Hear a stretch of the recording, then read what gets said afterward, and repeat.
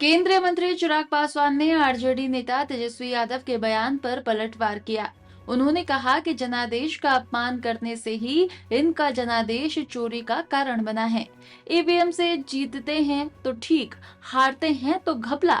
नेता प्रतिपक्ष सत्र में मौजूद नहीं रहते और कार्यकर्ताओं से संवाद भी नहीं करते।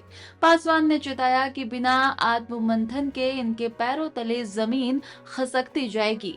100 दिन तक कुछ नहीं बोलूंगा मैं। और लोकतंत्र की हार हुई है, मशीनरी की जीत हुई है। इसके अलावा उन्होंने कहा है कि 100 दिनों तक कुछ नहीं बोलेंगे। छल कपट से बनी हुई सरकार है। जनादेश का इस तरीके से अपमान करना ही इनके जनादेश चोरी का कारण बना है। जो ये वोट चोरी की बात करते हैं ना, इनका आधार चोरी हो गया, इनका जनाधार चोरी हो गया। और उसका कारण ही यही रहा है कि जिस तरीके से ये लोग लोकतंत्र नहीं तो तंत्र जीता, कभी आप ईवीएम पे ठीकरा फोड़िएगा, कभी आप एसआईआर पे, ये सारी वो व्यवस्था है जो अगर आपके लिए सही साबित होती है तो ठीक, बट अगर नहीं तो फिर गलत। ईवीएम से जब ये लोग अपने राज्यों में अपनी अपनी जगह पे जब कांग्रेस सरकार बनाती है, जीतती है, तो वो ठीक रहता है, बट जहां हार जाती है तो वहां पे घपलेबाजी हुई है। जब तक ये लोग खुद बैठ के मंथन नहीं करेंगे, इनके पांव से जमीन खिसकती जा रही है। और आज से नहीं, 2010 से खिसक रही है ये। 2005 के बाद जो जनादेश एनडीए को 2010 में मिला था, उस वक्त पता चल गया था कि राजद और कांग्रेस कहां पे हैं। 15 में मुख्यमंत्री नीतीश कुमार जी नहीं होते तो कभी रिवाइव नहीं होती, और 2020 में अगर यूनाइटेड एनडीए रहता, हम अलग चुनाव नहीं लड़ते, तो कभी राजद रिवाइव नहीं होती। तो ये तो अपना जनादेश, अपना आधार, इनके पांव के तले की जमीन पूरी तरीके से खिसक चुकी है। उस पे निराशा इनके पार्टी के विधायक, नेता, कार्यकर्ताओं को है इनके मौन रहने से। गलत है ये। लंबे समय तक सत्र चलता है, आप नेता प्रतिपक्ष हैं, आप कोई एक सामान्य विधायक नहीं है, एक पद पर हैं।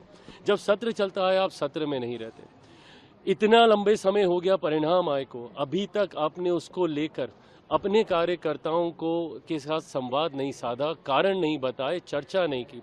ये मंथन नहीं करेंगे तो आज ये लोग बड़ी मुश्किल से डबल डिजिट में पहुंचे हैं।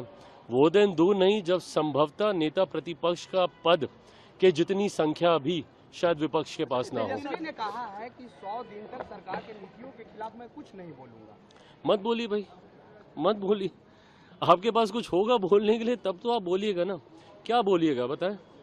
पहले तो इनको खुद ही अपनी हार पे बोलना चाहिए कि क्यों जनता ने इनको इतनी बुरी तरीके से नकार दिया, उस पर इनको जवाब देना चाहिए।